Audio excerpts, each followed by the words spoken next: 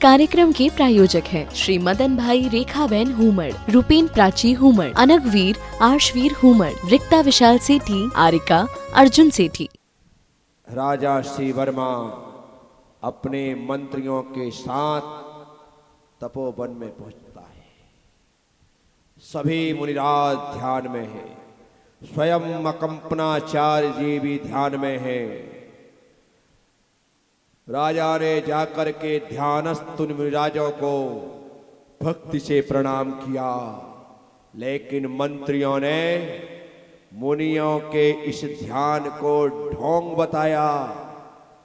कहा, राजन देख लिया, आप यहां के राजा हैं, फिर भी ये सारे के सारे मुनि आंख मूंद करके ढोंग कर रहे हैं, ध्यान का नाटक कर रहे हैं।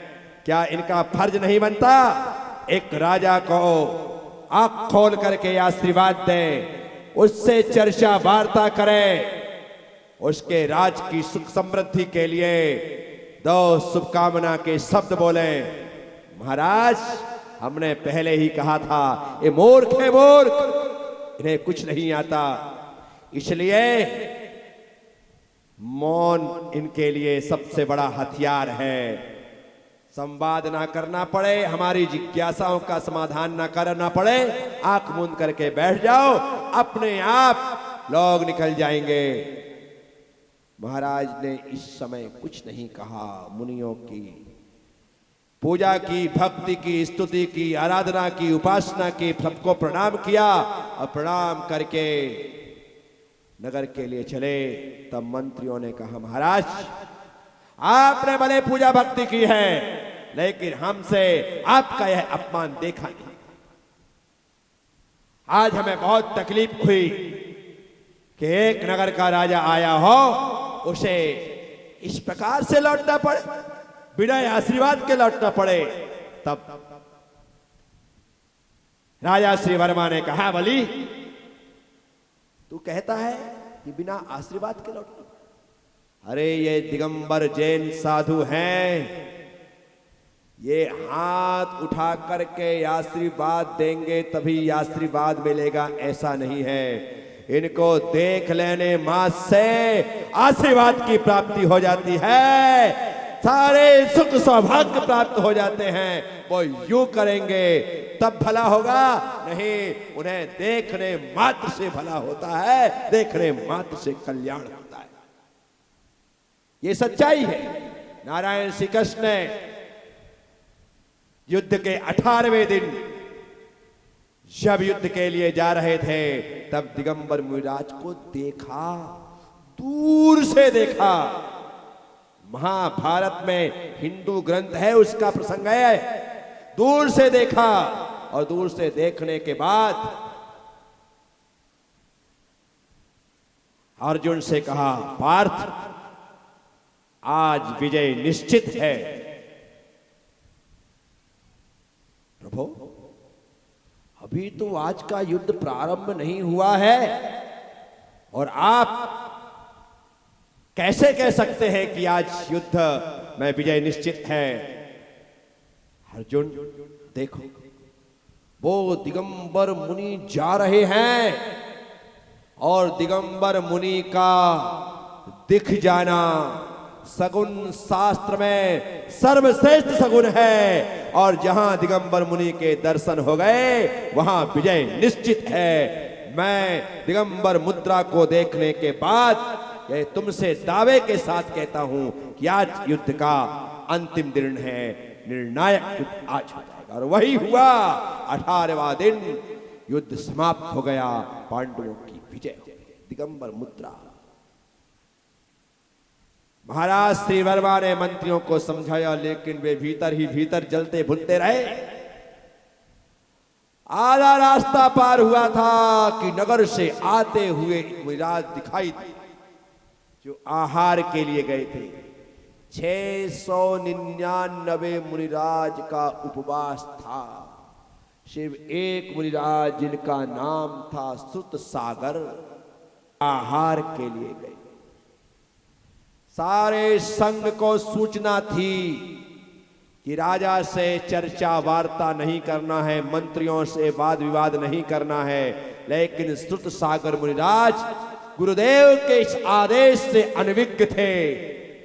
वे आ रहे थे, राजा मंत्री जा रहे थे, तब मंत्रियों ने फिर अपने मुख से आग उगलना प्रारंभ कर दी। कहा, देखो राजन, ये सांड चला आ रहा है। ऐसा दुष्ट वचन कहा। राजा ने सुना तो छटपटा गया कि अब इन्हें मजा चखा। मुनिराज निकट आए। पहले मुनिराज चले जाएं, उसके बाद बताता हूं कि सांड आ रहे हैं या तुम स्वयं सांड। मुनिराज के निकट आते ही उन मंत्रियों ने कहा, राजन तक्क पीतोयम, ये जो सांड है ये छाछ पी के आ रहा है। तक्क पीतोयम, तक्क मतलब छाछ, पीतोयम मतलब पी करके। मुनिराज के कान में ये बात पड़ गई और मुनिराज ने मनोविनोद में कहा, राजन लगता है तुम्हारे मंत्रियों को व्याकरण का ज्ञान नहीं है। ये तक्क प्रीतोयम कह रहे हैं, जबकि तक्र तो श्वेत होता है ना कि पीत।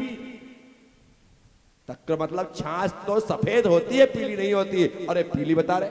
बस यहीं से वाद विवाद प्रारंभ होता है और वे चारों के चारों मंत्री मुनिराज सुत सागर के तर्कों से परास्त हो जाते हैं। उनकी प्रतिष्ठा को दाग लग जाता है। मुनिराज सुत सागर तपोवन पहुंचते हैं, गुरुदेव को प्रणाम करते हैं और रास्ते में घटी हुई घटना का विस्तार के साथ वर्णन करते हैं।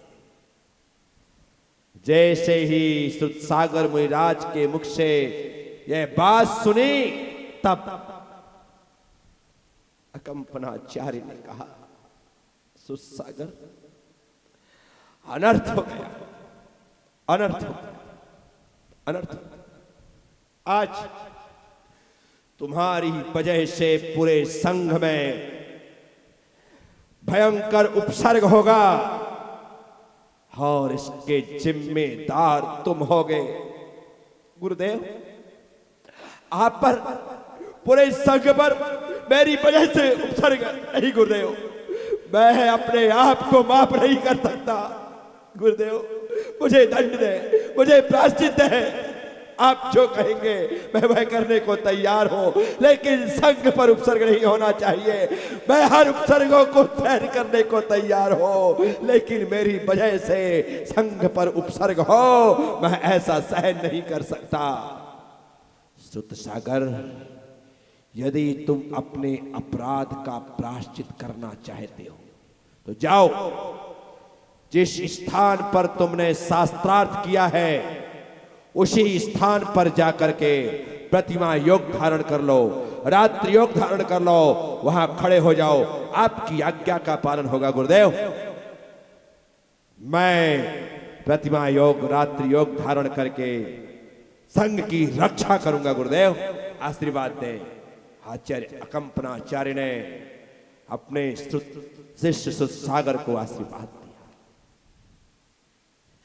वे सीधे उस स्थान पर पहुंचे जहां शास्त्रार्थ हुआ था और वहां पर वे ध्यानस्थ हो गए। प्रतिमा योग धारण कर लिया, अर्थात अपने आप की काया को पत्थर के समान अडिग बना लिया। ऐसा अडिग कि जिनकी मुद्रा को देख करके मृग भी भ्रमित हो जाएं कि ये पाषाण है या कोई पेड़ है। तिन सुथिर मुद्रा देख मृगणगण उपल खाल खुजावते। उन मुनिराज की स्थिर मुद्रा को देख करके मृगगण वे पत्थर और वृक्ष समझ करके अपनी पीठ को खुजाते हैं, लेकिन धन्य वे मुनिराज हिलते तक नहीं हैं, ध्यानस्थ खड़े। यहां अपमानित होकर के नगर में पहुंचे चारों मंत्री महाराज को महल में छोड़ने के बाद एक गुप्त स्थान पर चारों एकत्रित होते हैं और विचार विमर्श करने के बाद निर्णय करते हैं कि आज रात हम अपने अपमान का बदला उन 700 मुनिराजों से लेकर रहेंगे।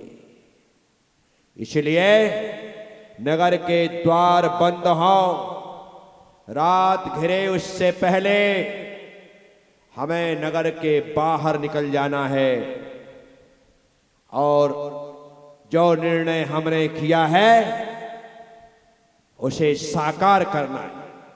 चारों मंत्रियों ने एक स्वर में निर्णय किया कि आज के अपमान का बदला तो हम उन मुनियों से लेंगे। रात होने से पहले, द्वार बंद होने से पहले वे नगर के बाहर निकल गए। पहले नगर में परकोटा होता था, चारों तरफ 4 द्वार होते थे। आप पुराने कोटा में जाओ तो आपको दिखाई देगा।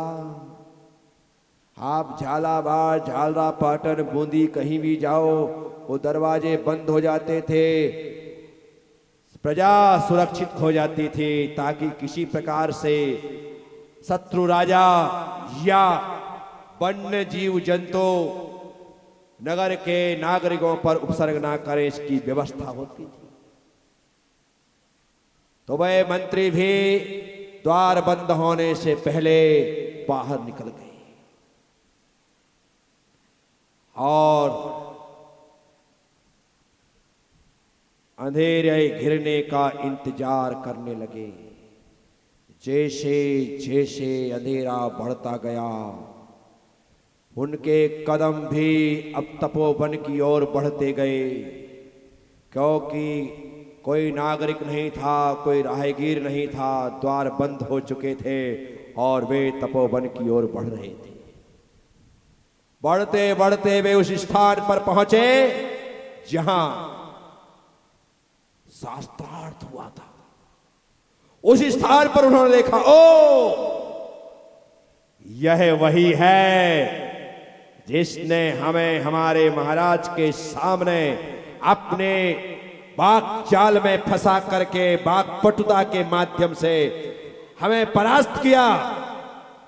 वे तो बेचारे मौन बैठे थे, उन 699 का कोई कसूर नहीं है, अपमानित तो इसने किया है, इसलिए पहले इसे ही निपटाना चाहिए। ऐसा निर्णय करके चारों मंत्री उन मुनिराज के पास पहुंचते हैं और बलि प्रहलाद से कहता है, चल निकाल तलवार, कर दे 2 टुकड़े। प्रहलाद कहता है, मैं क्यों करूं?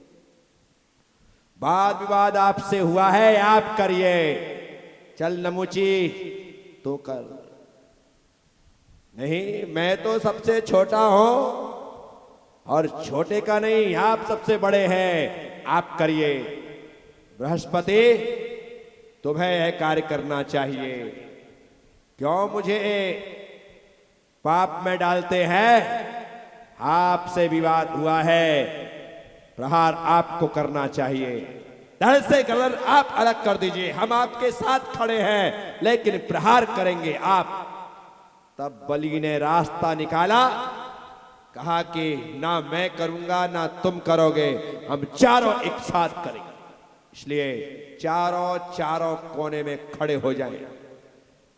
इस निर्णय के साथ चारों लोग मुनिराज के चारों तरफ खड़े हो गए। खड़े होने के बाद चारों ने म्यान से एक साथ तलवार निकाली। तलवार निकाल करके दोनों हाथ से पकड़ा। दोनों हाथ से पकड़ने के साथ वे तलवार को ऊपर उठा करके मुनिराज पर प्रहार करते, उससे पहले वन देवता ने मुनिराज की रक्षा करते हुए उन चारों दुष्ट मंत्रियों को कीलित कर दिया। उनके हाथ ऊपर के ऊपर उठे रह गए, लेकिन नीचे ना आए। जैसे बच्चे खेल खेलते स्टैच्यू, खेल खेलते हुए जब स्टैच्यू बोल दिया जाता है तो जो बच्चा ऐसा है तो उसे थोड़ी देर तक ऐसा ही रहना पड़ेगा। खेलते ना, बस वैसे ही उन चारों मंत्रियों को स्टैच्यू कर दिया गया, अर्थात किलित कर दिया। अब वे मंत्री ऐसे, मुनिराज बीच में कर रहे थे प्रहार और तलवार की बन गया छत्र। ऐसे लग रहा है कि जैसे छत्र लगा करके खड़े। रात भर कीलित रहे। सुबह द्वार खुला। नगरवासी मुनियों के दर्शन के लिए तपोवन आने लगे। रास्ते में जिसने भी देखा उसकी आंखें खुली की खुली रह गई कि ये चार मंत्री क्या कर रहे हैं। मुनिराज के ऊपर नंगी तलवार लेकर मारने को खड़े हैं। लोगों ने तपोवन जाना उचित ना समझ करके कुछ लोग तो सीधे महाराज श्री वर्मा के पास पहुंचे, कहा महाराज अनर्थ हो रहा है, जल्दी करिए। आपके चारों मंत्री नंगी तलवार लेकर के मुनिराज को मारने के लिए खड़े हैं, महाराज मुनियों को बचा लीजिए। महाराज श्री वर्मा तत्क्षण रथ पर सवार होकर के उस स्थान पर पहुंचे। अपने सेनापति के साथ, सेना नायक के साथ, सिपाहियों के साथ, रक्षकों के साथ, प्रजाजनों के साथ वहां पहुंचते हैं। देखा ये दुष्ट ऐसा दुराचरण करने वाले थे, एक मुनिराज को मारने के लिए तैयार थे, ऐसे खड़े हैं। राजा ने उन्हें देखा, लेकिन वे तो पत्थर की तरह है। राजा को समझ में आ गया कि यदि किसी देवता ने इन्हें कीलित नहीं किया होता तो आज उज्जैनी के माथे पर मुनि हत्या का कलंक लग जाता। आज उज्जैनी मुनि की हत्यारी हो जाती। इस कार्यक्रम के प्रायोजक हैं श्री मदन भाई रेखाबेन हुमड़, रूपेन प्राची हुमड़, अनगवीर आर्शवीर हुमड़, रिक्ता विशाल सेठी, आरिका अर्जुन सेठी।